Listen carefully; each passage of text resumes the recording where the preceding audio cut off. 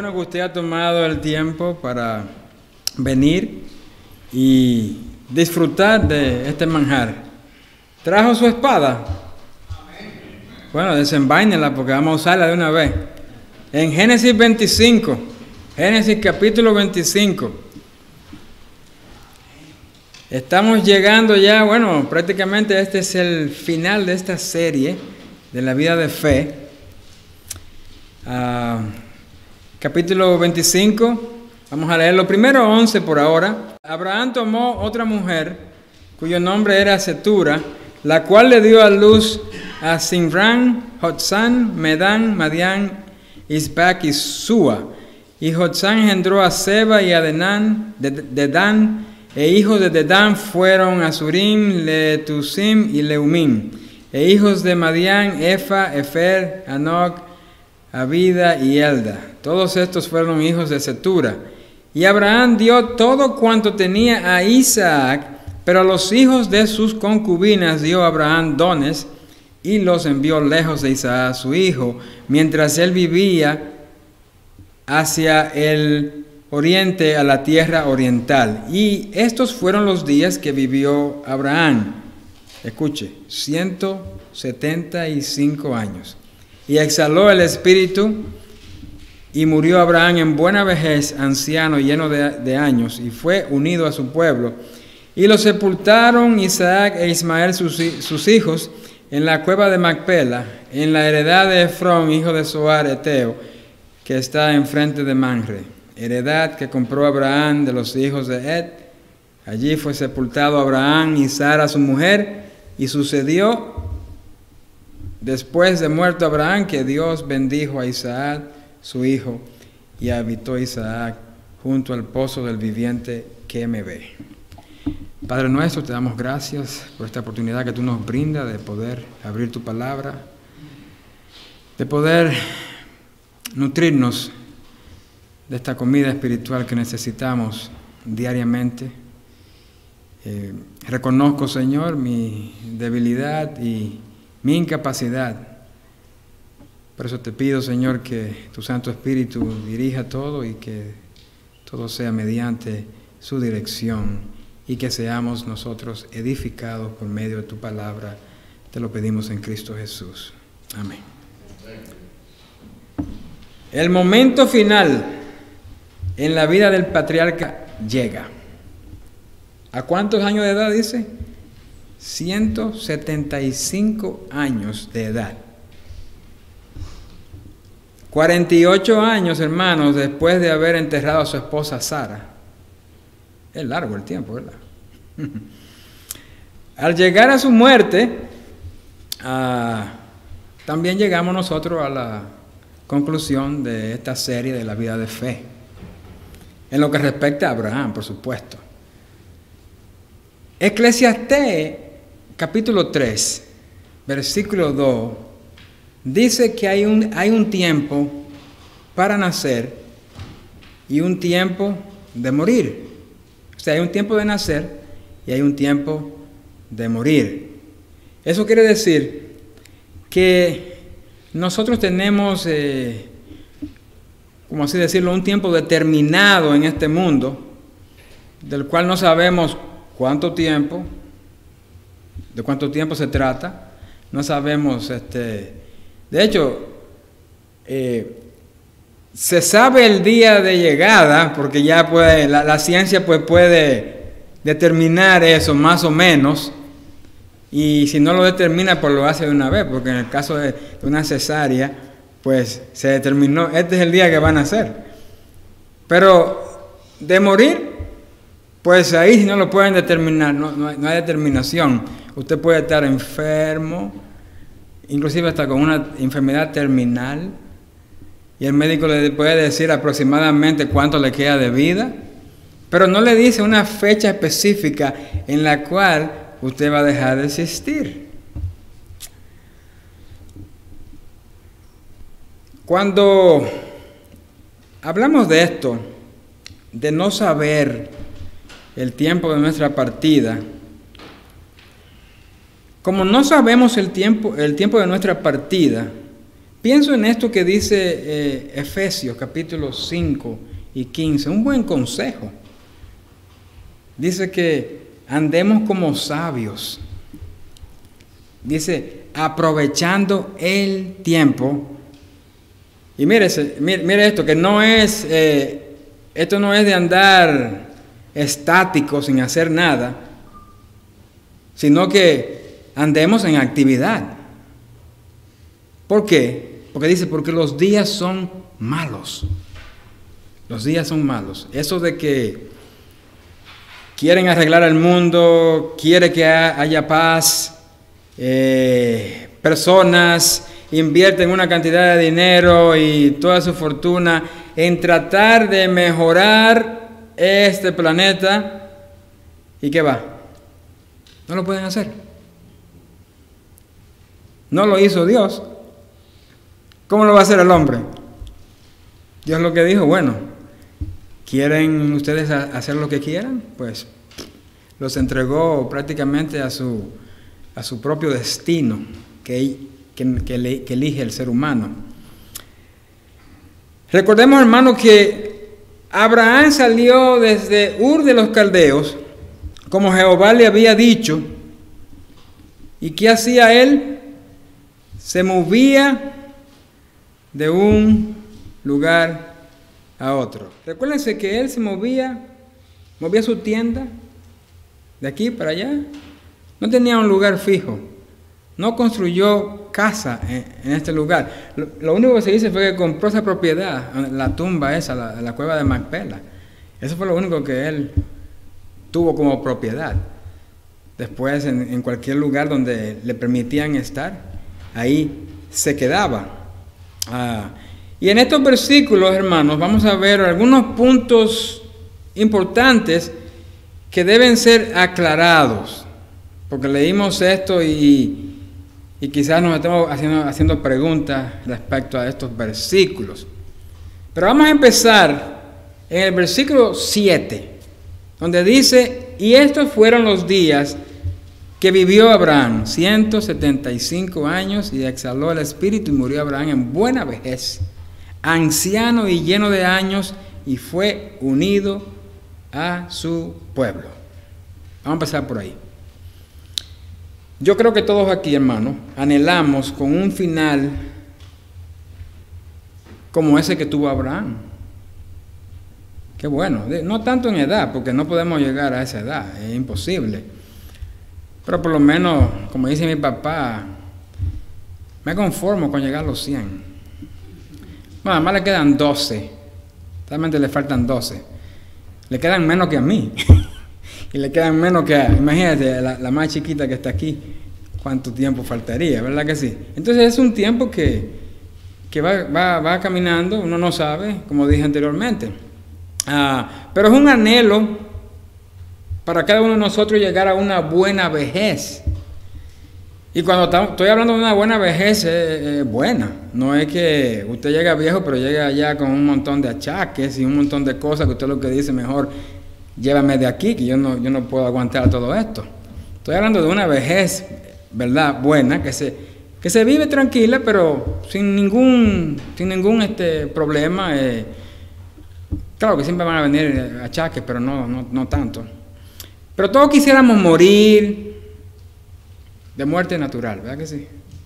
Es bueno eso, morir de muerte natural. El corazón se detiene y usted queda ahí tieso, tranquilito. Es bueno, sí, morir tranquilo y en paz. Estos grandes hombres tuvieron la oportunidad, no solamente Abraham, pero los demás tuvieron la oportunidad de morir alrededor de sus familiares. Eso es algo bueno. Usted escucha noticias por ahí de personas que, bueno, han terminado quizás con una enfermedad mortal ahí y pues tienen la oportunidad de estar en su casa y morir tranquilo ahí, alrededor de sus familiares. Pero fíjese bien, hablando de estas cosas, que esa realidad de uno desear esto no está muy lejos. No está muy lejos. Si vamos a Deuteronomio capítulo 5, lo cual es una recapitulación de los mandamientos dados a Israel, vemos allí un mandamiento con promesa que se aplica también a nosotros y que los niños y jóvenes aquí deben guardar desde temprana edad. Y es un mandamiento que si usted nació en un hogar cristiano, usted va a escuchar siempre esto que dice: honra a tu padre y a tu madre, como Jehová tu Dios te ha mandado, para que sean prolongados tus días y para que te vaya bien sobre la tierra que Jehová tu Dios te da. ¿En serio? ¿Es en serio esto? Uno se pregunta, ¿en verdad recibiré yo todo eso simplemente por honrar a mis padres? Bueno, el Señor dice aquí que sí. Y hemos estado viendo en esta serie de la vida de fe que Dios cumple todas sus promesas. Entonces, esta no es una excepción, la va a cumplir también. Hay que tener en cuenta en este mandamiento que también se debe tomar en cuenta la obediencia, la cual juega un papel clave en todo esto. Como dice Efesios capítulo 6, versículo 1, hijos, obedecer al Señor, en el Señor a vuestros padres, porque esto es justo. La función de autoridad que Dios ha puesto sobre nuestros padres debe ser respetada. Eso es lo que está diciendo. Eso es lo que está diciendo aquí en este mandamiento. Cuando tú obedeces, estás honrando. Cuando tú respetas, también estás honrando a tus padres. Si en verdad amas a tus padres como tú dices que los amas, pues no tendrás ningún problema en obedecer y respetar. ¿Escuchó lo que acabo de decir? Si tú obedeces, si yo obedezco, yo estoy honrando a mis padres. Tú honras a tus padres obedeciéndole. Tengo que bregar yo esto todo el tiempo con mi hija. Es una edad difícil en la cual se está adaptando a ver la realidad de las cosas. Y ella se quiere salir de sus casillas, de sus límites. Y entonces, ¿qué hace papá? Si es responsable, hay que ponerla tranquila y que respete y que sepa que no es que yo soy un monstruo o una autoridad que quiere dominar, sino que yo soy su papá. O sea, usted obedece a sus padres, usted obedeció a sus padres cuando estaba pequeño, no porque querías evitar el castigo, sino porque eran tus padres o son tus padres y tú los amas. Es lo mismo que pasa con Dios. A Dios, amamos a Dios, obedecemos a Dios, no porque así evitamos el castigo, sino porque Él es Dios. Entonces, cuando tú honras a tus padres, no vas a tener problemas en entender con toda tranquilidad y aceptación que ellos tienen la última palabra, porque también ellos quieren tu bien y prosperidad en la vida. Eso es lo que quieren nuestros padres. Cuando estamos pequeños no vemos esto, pero ellos quieren encaminarnos en el buen camino. Y a veces, sí, a veces hay cosas que ellos dicen y hacen que a nosotros no nos gustan. Pero también aún ellos se pueden equivocar en ciertas cosas, pero aún equivocándose son nuestros padres. Y eso es algo que los que van creciendo deben entender esto. deben tomar en cuenta esto. Porque este mandamiento tiene una promesa. Dice que tus días serán alargados. No estamos hablando de la eternidad, estamos hablando aquí en la tierra. Tus días aquí en la tierra. Entonces, si en verdad amas a tus padres como tú dices que los amas, no tendrás ningún problema en obedecer y en respetar. Eso está claro.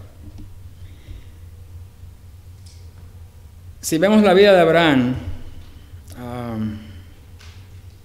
sabemos muy bien que Abraham tuvo sus metidas de patas, como decimos, y que se equivocó varias veces.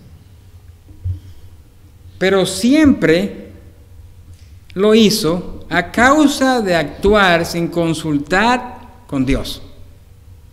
¿Y cuántas veces los hijos hacen cosas sin consultar con sus padres? Y cuando vienen a ver, están metidos en el problema. Están metidos en la boca del lobo y tienen que ir los padres a rescatarlos. A veces se han metido tanto en la boca del lobo que ya rescatarlo a veces se hace imposible. Es importante consultar a Dios. Es importante poner todos nuestros planes, todos nuestros proyectos, todas las cosas que queramos hacer, que contemos con su bendición. Y lo mismo pasa con nuestros padres. Queremos la bendición de ellos en todo lo que hacemos. Es bueno tener la bendición de los padres. Y eso es muy importante. Entonces,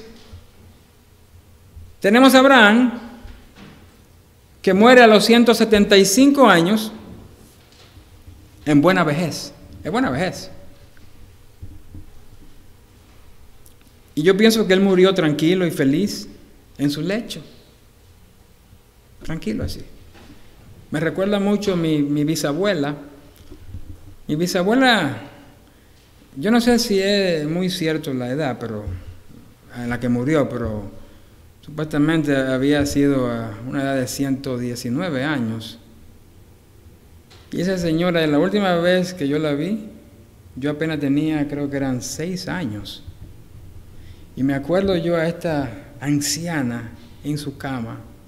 Ya no se paraba, no se levantaba, estaba ahí.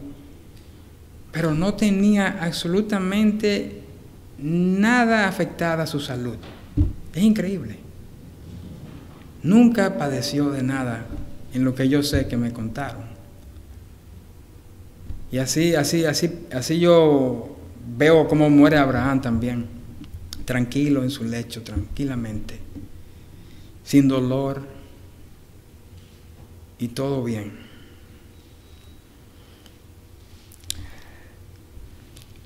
El versículo 8,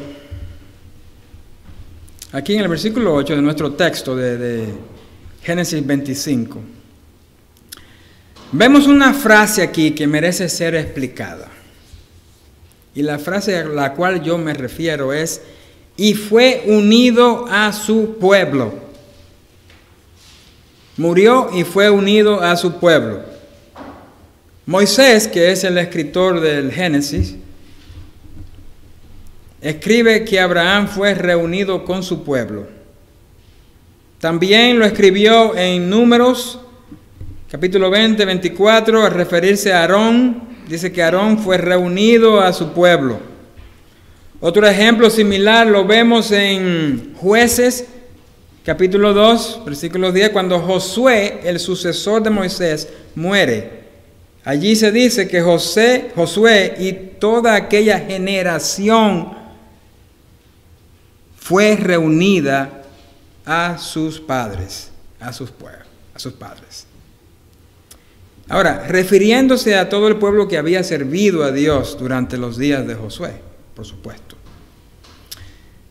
Y vemos también en este mismo capítulo de Génesis que se dice lo mismo respecto de Ismael. Si usted lo chequea ahí en el versículo 17, lo dice que fue unido a su pueblo.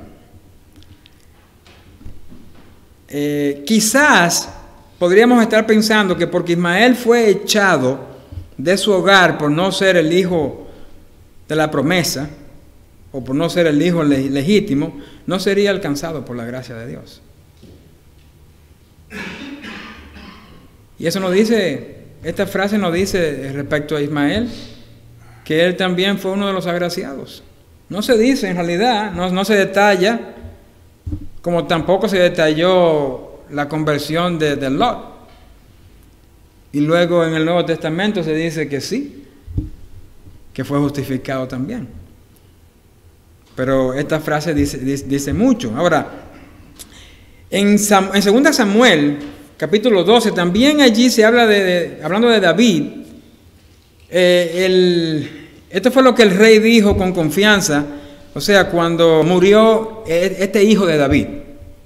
Él dijo allí en el versículo 22, el capítulo 12 de 2 Samuel, dice: viviendo aún el niño, yo ayunaba y lloraba, diciendo: ¿quién sabe si Dios tendrá compasión de mí y vivirá el niño? Mas ahora que ha muerto, ¿para qué he de ayunar? Porque ¿podré yo hacerle volver? Yo voy a él, mas él no volverá a mí. Evidentemente, hermanos, David esperaba ver al niño de nuevo. No solamente él iba a ver un alma sin nombre o un rostro sin identidad, sino que vería a ese niño. Entonces, cuando habla aquí de que Abraham fue unido a su pueblo, ¿a qué pueblo se está refiriendo? No hay dudas que aquí se está hablando de su gente, de los que vivieron con él en la tierra, aquellos que también fueron justificados por la fe y que descendieron al Seol hasta ser liberados de aquel lugar cuando Cristo murió. ¿Recuerdan aquella vez que descendió? Y eso tuvieron que esperar todo ese tiempo hasta que Cristo fuese crucificado para ser rescatado de ese lugar. Estaban en un lugar temporal. Pero ¿qué pasa? Que esto genera una pregunta.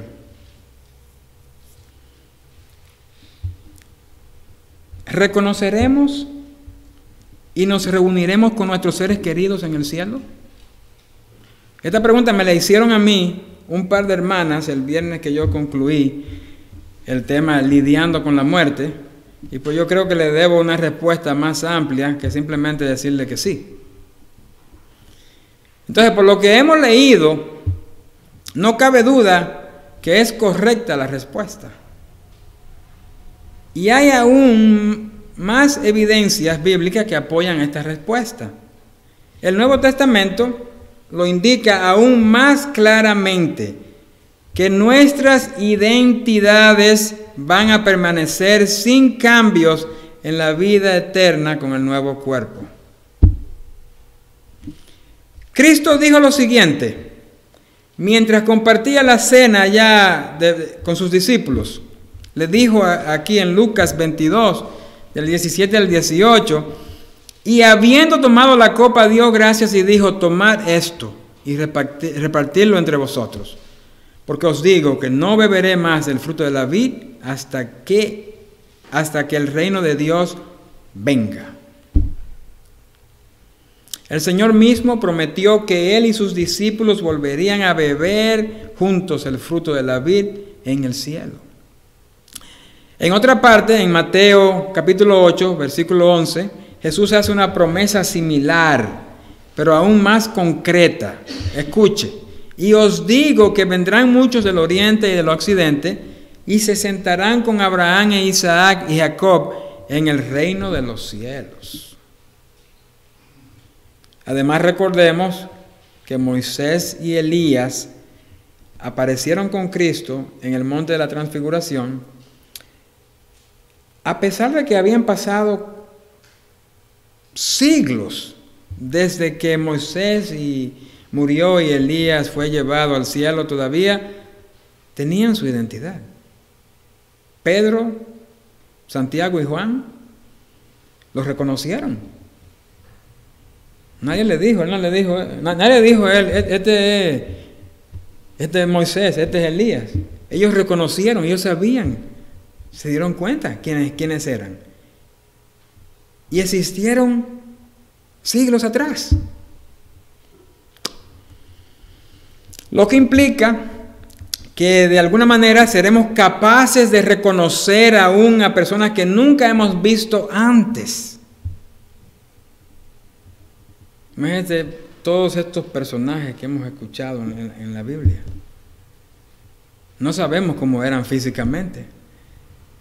Sin embargo, tendremos esa capacidad de poder reconocerlos a ellos, de saber quiénes son.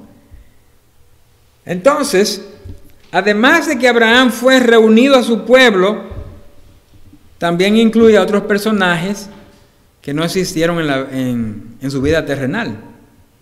O sea, yo principalmente, y yo sé que la mayoría de todos acá, lo primero que quieren ver es a Cristo. Ese es el personaje primero que usted quiere ver. Esa experiencia, hermano, imagínense, esos discípulos que conocieron a Jesús vivo y después muerto, resucita y lo ven de nuevo. ¡Qué experiencia esa! Y eran personas como nosotros. Entonces es un anhelo poder también experimentar eso, de ver a Cristo. Todos los redimidos, dice que mantendremos nuestra identidad para siempre. Claro, no como usted me ve aquí. Yo no sé cómo va a ser, pero usted me va a ver y yo lo voy a ver si estamos allá. Pero no me va a ver quizás así como soy. Me va a ver, ¿usted sabe cómo? En una perfección eterna. O sea que lo imperfecto que tengo ahora no se va a ver allá. Qué bueno eso, ¿eh? No arrugas, no canas, no caída de pelo. Manuel va a tener una cabellera completa. Y allá también Noel. Y así va a ser, hermanos. Todo perfecto. Entonces, qué maravilloso será poder tener compañerismo con Enoc, con Noé, con Abraham, con Samuel, con Moisés, con Josué, con Esther, Elías, Eliseo, Isaías, Daniel, Ezequiel. Y usted mencione por ahí David, Pedro, Bernabé, o cualquiera de los santos que escojamos. Entonces, como podemos darnos cuenta, hermanos, para que todo eso sea posible, todos debemos conservar nuestras identidades individuales para poder uno reconocer. Nosotros no solamente vamos a hacer, o sea, yo recuerdo cuando estaba más joven en las cosas del Señor, yo decía, pero ¿cómo que vamos a hacer? ¿Cómo va a ser nuestra apariencia? Y yo pensaba que íbamos a ser todos como seres genéricos que llegan a un lugar sin saber nada, pero no es así. Sí, vamos a poder reconocernos. Y eso es verdaderamente algo maravilloso. Entonces, eso nos dice que la muerte física es un ¿qué? Un hasta luego, mi hermano. Hasta luego. No un adiós. Lamentablemente, adiós es para aquellos que no van a estar con nosotros. Porque eso sí no lo vamos a ver nunca más. Pablo escribe en la primera epístola de Tesalonicenses, en el capítulo 4, versículo 16, él describe allí la aparición del Señor y la resurrección de los santos que han muerto. Y él dice allí Porque el Señor mismo, con voz de mando, con voz de arcángel y con trompeta de Dios, descenderá del cielo, y los muertos en Cristo resucitarán primero. Luego nosotros que vivimos, los que hayamos quedado, seremos arrebatados juntamente con ellos en las nubes para recibir al Señor en el aire, y así estaremos siempre con el Señor. Amén. El propósito de Pablo con esto es consolar a algunos de los tesalonicenses que evidentemente ellos pensaban que sus seres queridos que morían en Cristo no lo verían jamás y que se perderían el regreso de Cristo. O sea, pensaban ellos que debían de estar vivos para recibir al Señor. Entonces pensaban, bueno, ya se me fue mi familiar que también estaba en Cristo. Se va a perder esta venida del Señor. Pero no es así, porque seremos resucitados. El apóstol dice al finalizar este capítulo que por tanto, alentaos los unos a otros con estas palabras, hermanos, que seremos resucitados. Claro, es bueno recibir a Cristo estando en vida. Ese es un privilegio que los que lo tengan lo van a disfrutar muy bien. Pero hermano, el consuelo viene al tener la perspectiva de que habrá un reencuentro en el cielo. Ahí donde está el consuelo. La promesa que Pablo escribe de que todos estaremos juntos para siempre implica que renovaremos la comunión con todos los santos que hemos conocido. Es muy grato saber que todos los redimidos nos volveremos a ver después de la muerte en la presencia de Dios. Esta familia cristiana que se congrega aquí y los que han pasado por aquí de otros países, nos veremos allá. Allá nos veremos. Nos reuniremos no solo con nuestras propias familias y seres queridos, sino también con el pueblo de Dios de todas las edades. De todas las edades. En el cielo todos seremos ¿qué? Una sola familia. Así que usted no se va a ir para su casita con sus hijos, con sus compañeros a su casa, no. Porque es solamente un lugar. O sea, no va a haber familia. La relación padre-hijo, esposo-esposa, eso no va a existir. Todos estaremos enfocados solamente en nuestro Señor. No va a haber otra atención más. Es que no hay necesidad. No va a haber necesidad de eso. Si todos estamos con el Señor, todos estaremos allí alabando al Señor por siempre.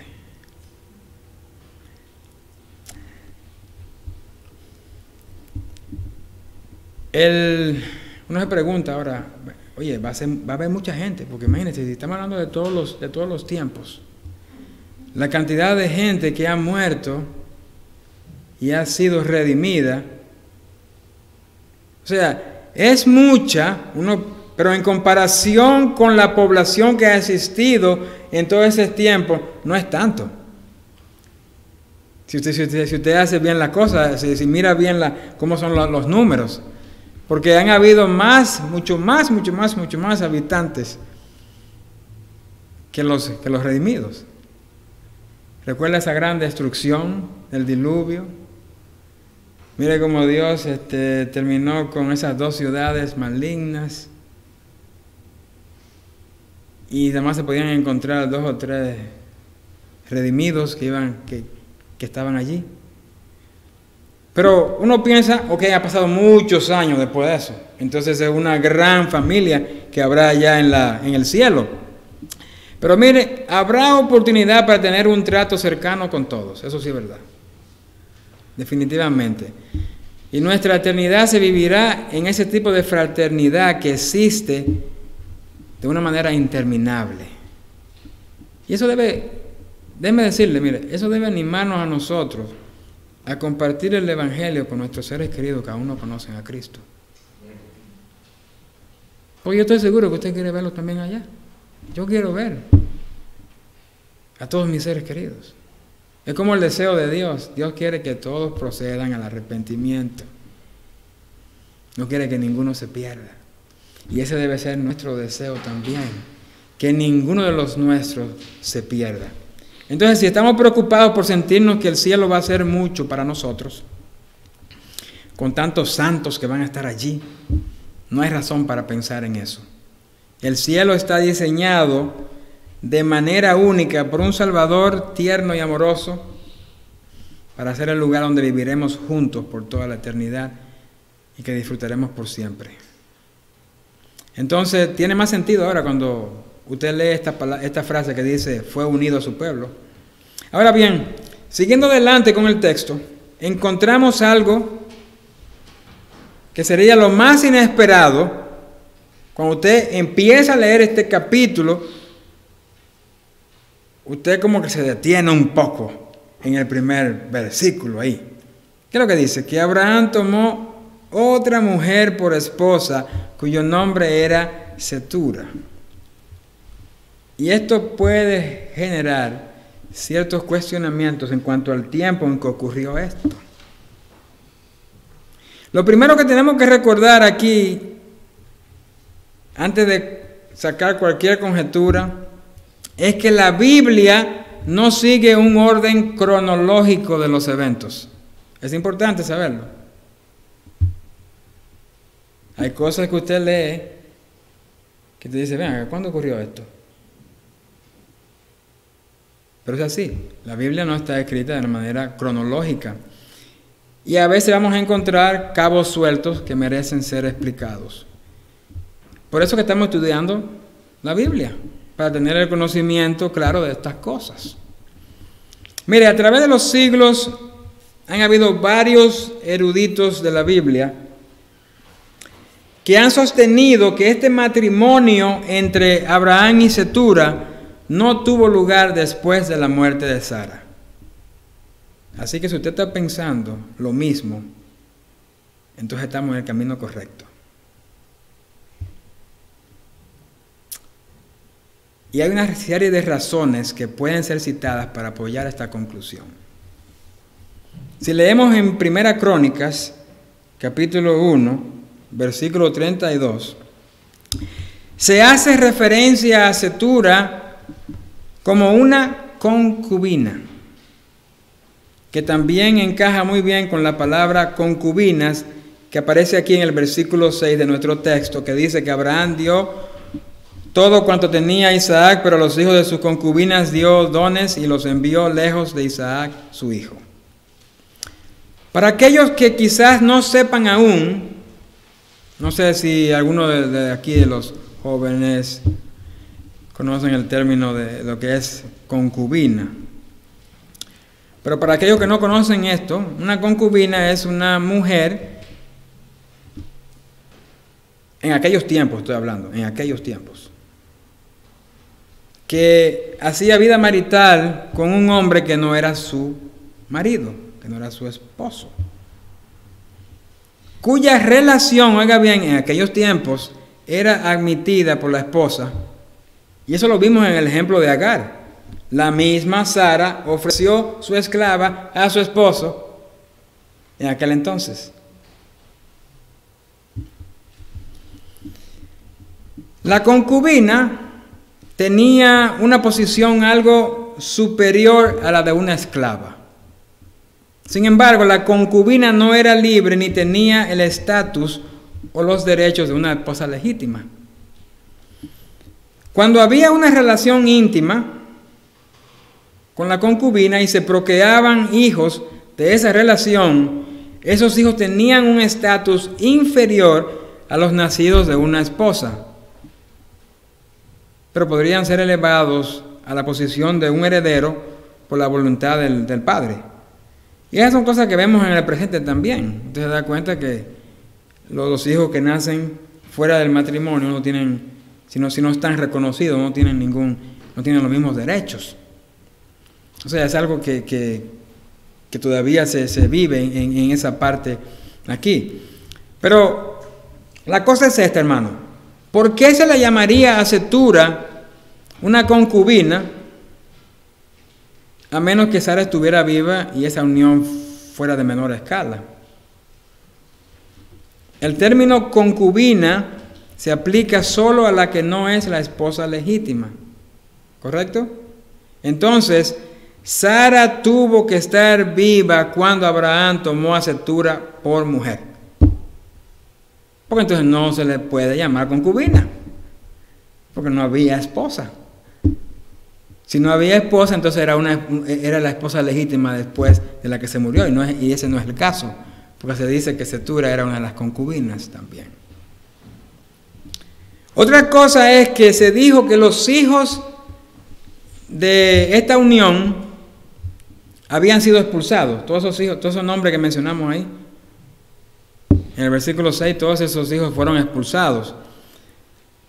Y esto difícilmente podría ser cierto si en realidad se hubiera casado con Cetura. O sea, no hubiese ocurrido eso si Abraham estuviera casado legítimamente con Cetura.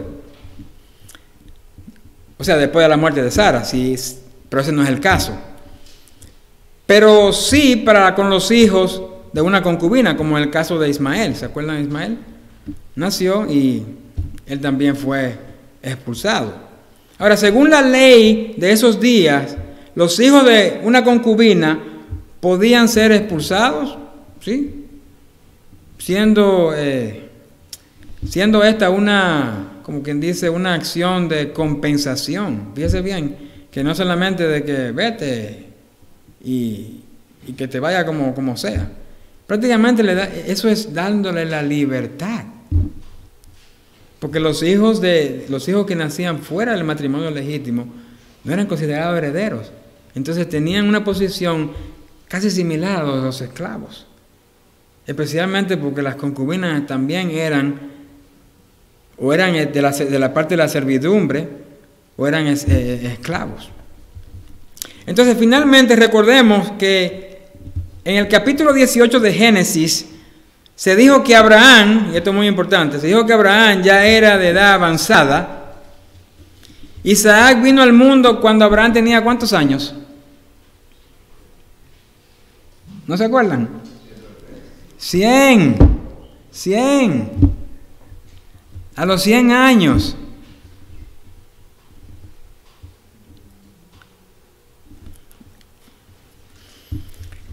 Y Pablo se refiere a Abraham en Romanos 4 como un hombre que estaba prácticamente como muerto en lo que se refiere a tener hijos. O sea, ¿qué nos quiere decir eso? Que si Abraham tomó a Cetura después que Sara murió, sabemos, o sea, debemos recordar, oiga bien, que Isaac se casó con Rebeca ¿a qué edad? Además estoy revisando, a ver si ustedes han escuchado las cosas que yo he dicho en las otras exposiciones. ¿Qué edad tenía más o menos Isaac cuando se casó con Rebeca? 40, muy bien. Ya tenemos una respuesta positiva ahí. Estaba escuchando. Es decir, que estaríamos hablando de un Abraham que tendría 140 años. En el caso que hubiese tomado a Cetura y hubiera sido su esposa, tendría 140 años. Lo que nos pone a pensar entonces es que los hijos de Cetura serían aún más milagrosos que Isaac.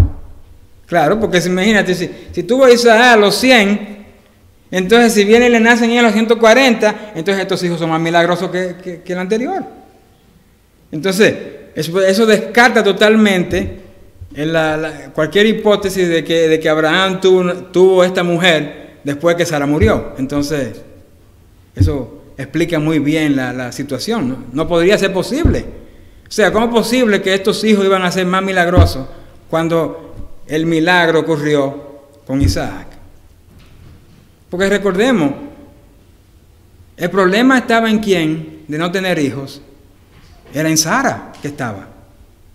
Abraham quizá por la vejez, y sin embargo,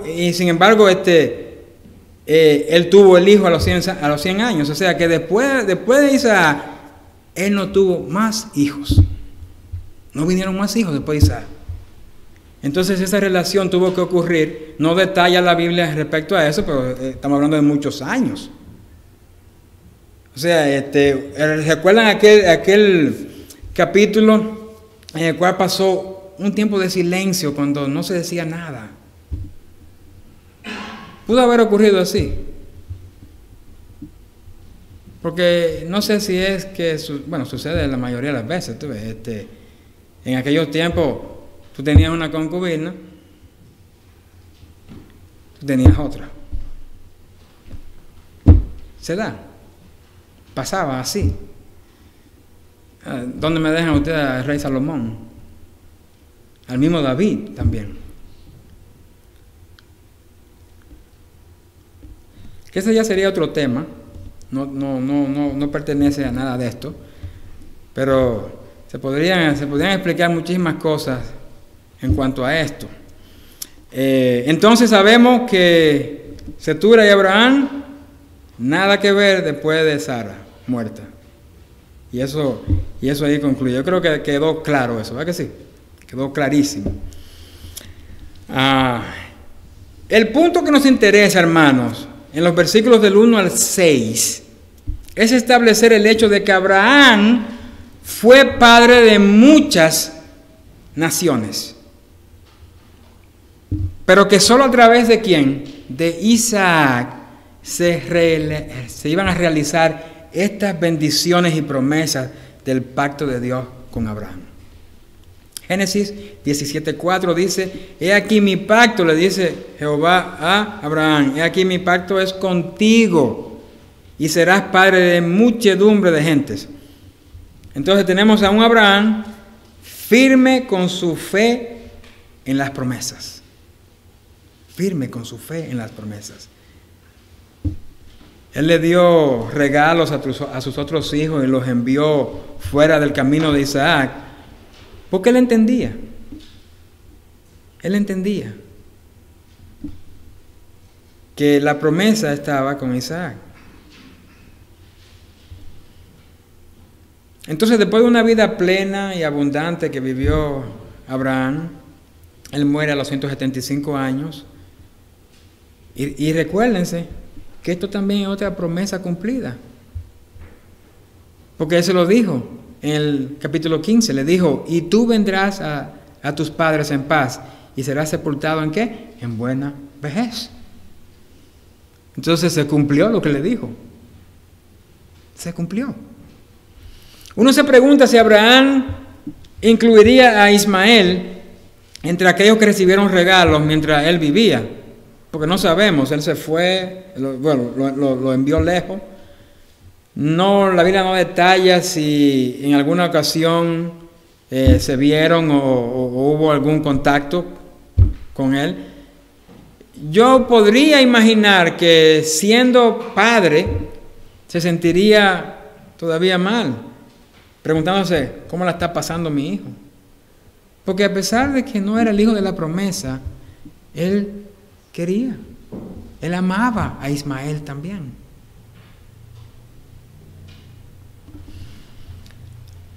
Entonces, aunque Abraham ya estaba muerto, los propósitos y promesas de Dios permanecieron en efecto.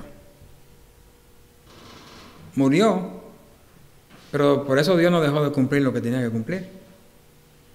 En el versículo 11, Moisés nos recuerda esta verdad y dice: y sucedió después de muerto Abraham que Dios bendijo a Isaac, su hijo. Y habitó Isaac junto al pozo del viviente que me ve. Entonces, a través de Isaac, las promesas del pacto debían llevarse a cabo. La obra de Dios no se detuvo, continuó con Isaac. Incluso cuando los santos fallecen, Dios no deja de cumplir su promesa. La antorcha pasa de la mano de Abraham a la mano de Isaac, pasando la batuta así. Te toca a ti ahora.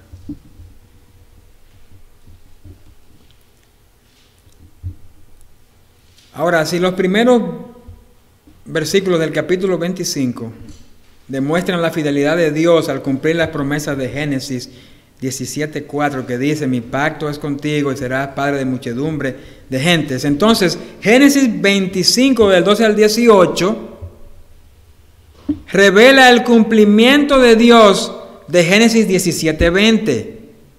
Y en cuanto a Ismael, también te he oído, y he aquí que le bendeciré y le haré fructificar y multiplicar mucho en gran manera.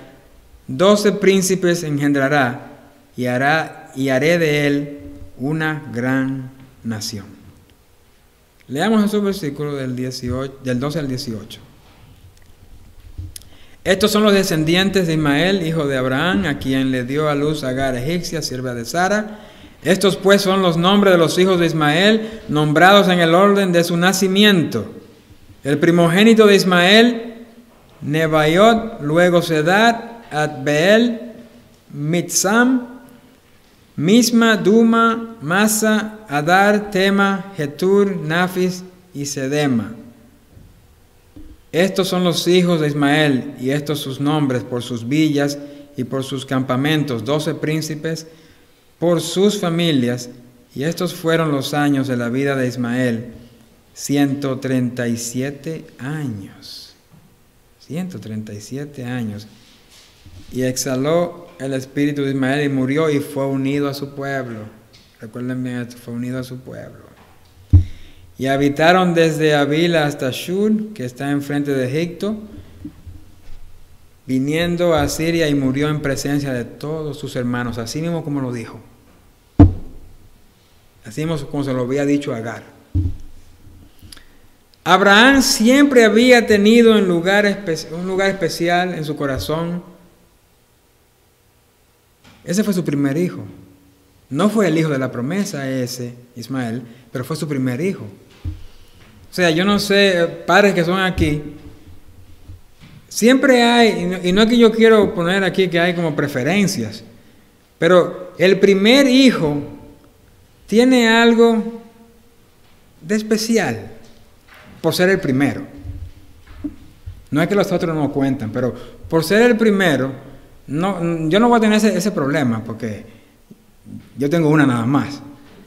Y entonces no voy a tener el problema de tener preferencia. Así que eso lo dejo yo a ustedes que tienen más de un hijo. Averígüensela como puedan, pero yo no voy a tener ese problema. Qué bueno, ¿verdad que sí? Preferencia nada más una, porque es la única que hay. Pero recuérdense que aunque Abraham había abogado por Ismael como padre, ¿verdad que sí? Como padre al fin, él sabía que sí, okay, la promesa es a través de Isaac, pero este hijo también es mío. Entonces él quiso abogar por él, pero Dios dijo no, tiene que irse, porque el hijo de la promesa es el que va, tiene que vivir lejos de este niño, porque él no va a ser el heredero.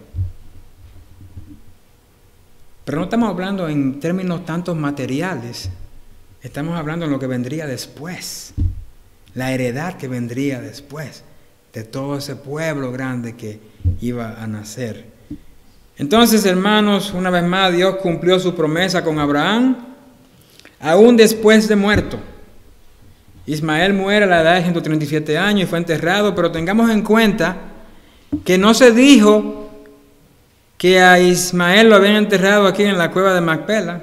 Ahí no dice. Ahí no fue enterrado Ismael. Porque ese era un monumento de esperanza para los hijos de la promesa. La tierra de Canaán no debía ser posesión de Ismael ni de sus descendientes. Más bien se nos dice, y habitaron desde Avila hasta Shur, que está enfrente de Egipto, viniendo a Siria, y murió en presencia de todos sus hermanos. ¿De quién está hablando? ¿De qué parte del mundo está hablando aquí en cuanto se refiere a Ismael? Eso deben saberlo mucho. Los árabes. Los árabes. De donde vienen los musulmanes. O sea, fíjese bien, fueron 2 promesas. Bueno, una de las promesas y otro fue el que nació de la carne, que fue Ismael, pero el que nació de la promesa. Y siempre ha habido esta disputa que han tenido estas 2 naciones, hasta el día de hoy. O sea, los musulmanes piensan que en realidad sí, Abraham es el patriarca, sí, ellos lo ven como el patriarca, pero ellos no reconocen el lado de aquel hijo de Isaac, porque de ahí vino el Mesías, el cual ellos no reconocen absolutamente nada, que fue, más bien ellos dicen que es un profeta frustrado, que Jesucristo fue un profeta frustrado, no cumplió nada absolutamente. Pero entonces vemos a estas 2 naciones que hasta el día de hoy, están en esta guerra continua. Dios prometió que le iba a dar la tierra a Israel. Israel en este momento no está ocupando toda la extensión de la tierra que Dios había prometido a ellos. Ellos están en una partecita nada más. Porque los límites están puestos ahí. Ya vimos esos límites. Eso va a ocurrir. Eso va a ocurrir más adelante. Así que, hermanos, yo lo voy a dejar hasta aquí. Hay unos cuantos versículos más en este capítulo que yo quisiera tratarlo ya con otro tema. Y hace un tiempo atrás ¿cuánto tiempo hace? Cuando estaba en el estudio de Romanos, que había yo hablado algo de la doctrina de la elección. Y vamos a estar tratando de eso, de esa doctrina. Una vez más la vamos a visitar de nuevo, esa doctrina tan importante. Y vamos a usar esos versículos que quedan de este capítulo 25 y creo que va a ser algo muy interesante porque hay muchas cosas que antes yo pensaba que no pienso ahora. Así que imagínense que es un reto, así que les invito a que no se lo pierdan. Vamos a estar de pie, hermanos, y vamos a terminar.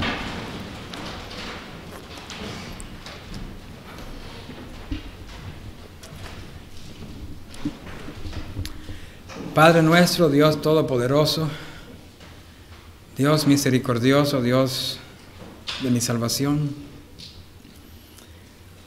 gracias, Señor. Podemos ver lo claro que tú hablas a nuestras vidas, lo fácil que entran tus palabras, Señor, y no ofrecen resistencia porque tenemos tu Espíritu. Oh Señor, dirígenos, condúcenos, que seamos ejemplo en nuestra vida de fe, como lo fue Abraham, reconociendo, Señor, que aunque tenemos nuestras debilidades, podemos triunfar porque Cristo triunfó. Y esa victoria también es nuestra. Permite, Señor, que vivamos a la luz de esa gran verdad. Confiados en ti, Señor. Confiados en tu promesa. Confiando de que al dejar este mundo, iremos a ti. Y estaremos contigo eternamente. Oh Padre, que nuestra mente esté puesta, como dice tu palabra, en las cosas de arriba. Y que vivamos en este mundo, Señor, así como peregrinos y extranjeros, esperando ese maravilloso día en el cual tu Hijo vuelva por nosotros. Padre, dirígenos y condúcenos. Y al salir de este lugar, Señor, pedimos que tú nos lleves bajo tu protección. Te lo pedimos en Cristo Jesús, Señor nuestro. Amén. Que el Señor le bendiga a todos, hermanos.